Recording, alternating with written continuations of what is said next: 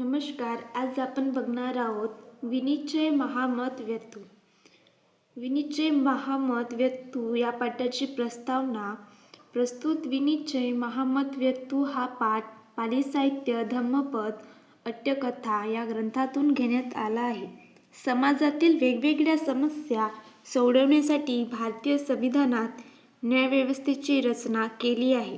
न्यायाधीश हा त्यांचा प्रमुख घटक आहे. या न्यायाधीशाशी संबंधित प्रस्तुत पाठ आला आहे. यामध्ये एका भिक्षूने न्यायाधीश हा लाच घेऊन चुकीचा न्याय देत असल्याचे पाहिले व भगवंताला येऊन सांगितले. तेव्हा तथागतांनी भिक्षूंना धार्मिक व अधार्मिक न्यायाधीश कसा असतो हे सांगितले. याविषयीचे विवेचन प्रस्तुत पाठात आले आहे. तर आपण बघूया. एक दिवसमी भिक्खू सावधीय उत्तरद्वारगामी पिंडाय चरित्वा पिंडीपात पट्टिकंता नगरमंझेन विहार गच्छन्ति तस्मिन्क्षणे मेघो उड्डाय पावसी ते सम्मुखागत विनिश्चयसाल पवीक्षित्वा विनिश्चयमहामते लय्यमग वगहन्त्वा सामिकेन करोन्ते दिस्वा अहो इमे अधामिका मय्यंपन इमे धम्मेन विनिश्चय करोन्ति सहिनो अहुन्माति चिन्तित्वा वसे विगते विहार गन्त्वा सत्तारवचिन्त्वा एकमन्त निसीन्नतमथ्य आरोचेषु सत्तान भिक्खवे छन्दादिवसिका हुत्वा साहसेन अथ्यविनिच्छी नंता धम्मट्टा नाम होती अपराधपण अनुविज्जत्वा अपराधानुरूप असाहसेन विनिश्चय करोन्त्वा एव धम्मट्टा नाम होती ती तत्वा इमा गाथा अभासी. आता आपण याचं भाषांतर बघूया. एके दिवशी एक भिक्षू श्रावस्ती येथील उत्तरद्वार गावात भिक्षेकरिता फिरून जेवण झाल्यानंतर नगरामध्ये विहार करण्यासाठी आला. त्यामुळे काही क्षणात ढगातून क्रियाशील होऊन पाऊस आला म्हणून आपला बचाव करण्यासाठी समोरच्या न्यायालयात तो गेला. तेथे न्यायाधीश लाच घेऊन खऱ्याचे खोटे व खोट्याचे खरे करीत असल्याचे पाहून अहो हा अधर्माने न्यायदान करीत आहे असा विचार करून पाऊस संपल्यानंतर विहाराकडे निघून जाऊन शास्त्राला वंदन करून एका बाजूला बसून त्यानंतर न्यायालयातील सर्व हकीकत सांगितली. तेव्हा भगवंतांनी म्हटले, हे भिक्षूंनो, लाच घेण्याची इच्छा उत्पन्न होऊन योग्य विचार न करता न्याय करणारे धार्मिक न्यायाधीश होतात नाहीत, परंतु अपराधांचा योग्य विचार करून अपराधानुसार न्याय करणारे हेच खरे धार्मिक न्यायाधीश होतात, असे म्हणून या गाथा म्हटल्या. न तेन होती धम्मटो येनत्व साहसानये यच्च अथ्य अनथ्यैश्च उभो निश्चय पंडितो असाहसेन धम्मेन सम्मेन नयति परे धम्मस्य गुप्तो मेधावी धम्मटोती पौच्यतीति. जो योग्य प्रकारे विचार न करता अन्यायपूर्वक निर्णय घेतो त्याला धर्मानुसार निर्णय देणारा म्हटले जात नाही, परंतु निर्णय या दोन्ही गोष्टींचा विचार करून जो निर्णय देतो त्याला पंडित म्हणतात.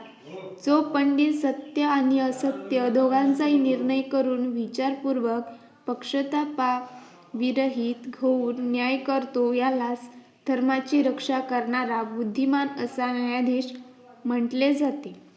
तथ्य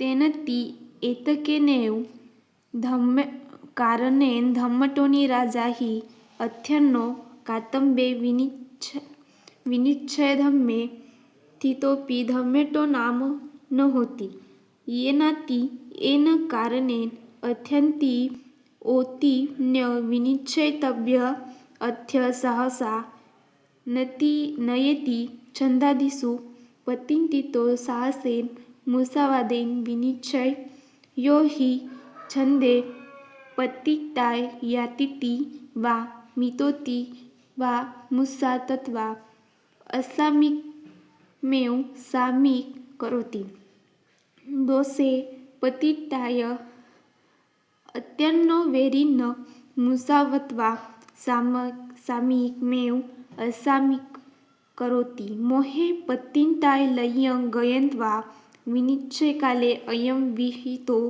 विययितोचित्तो च आलोकेतो मुसा वत्वा इमिन्नो जित अयं पराजितो ती पर निहरति भये पतिताय कस्यचिदेव ईश्वरजाति कस्य पराजय पापुन्यत्सापि जय आरोपेति अयं साहसेन अथ्य नीति नाम एषो धम्मेटो नाम न होतीति अथ्य अन्यथ्ययन्ति भूतुञ्य अभूतञ्य कारण उभो निश्चयान्ति योपन पंडितो उभो अध्यायन्ते विनिश्चित्वा वदति असहसेनति अनुसावादेन धम्मेनाति विनिश्चय धम्मे न छंदादिवसे सम्मेनाति अपराधेनुरूपे परे नियति जय वा पराजय वा पापेति धम्मस्य गुत्थो ती सो धम्मगुत्तो धम्मखिरेतो धम्मोपज्याय समन्नागतो मेधावी विनिश्चयधम्मे तितत्वा धम्मटोती पहुंचती ती अत्य. आता आपण याचं भाषांतर बघूया. येथे या 2 गाथांमध्ये सांगितलेले आपण जे बघितल्या 2 गाथा त्याच्यामध्ये सांगितले गेले की एवढ्याच कारणांनी राजा धर्मामध्ये राहून सुद्धा धर्मवान होऊ शकत नाही. ते याप्रमाणे की विवादित गोष्टींवर निर्णय देताना स्वेच्छाचारित्राचा म्हणजे स्वार्थाचा विचार करून जो असत्यावर आश्रित होऊन निर्णय देतो म्हणण्यानेच तात्पर्य हे आहे की जो स्वेच्छाचारित्रावर आश्रित होऊन म्हणजे स्वार्थाचा आश्रित होऊन हा माझा संबंधातील म्हणजे माझ्या नात्यातील आहे, हा माझा मित्र आहे असे समजून असत्य गोष्टींचा अवलंब करून खोट्या व्यक्तींच्या पश्चातापामध्ये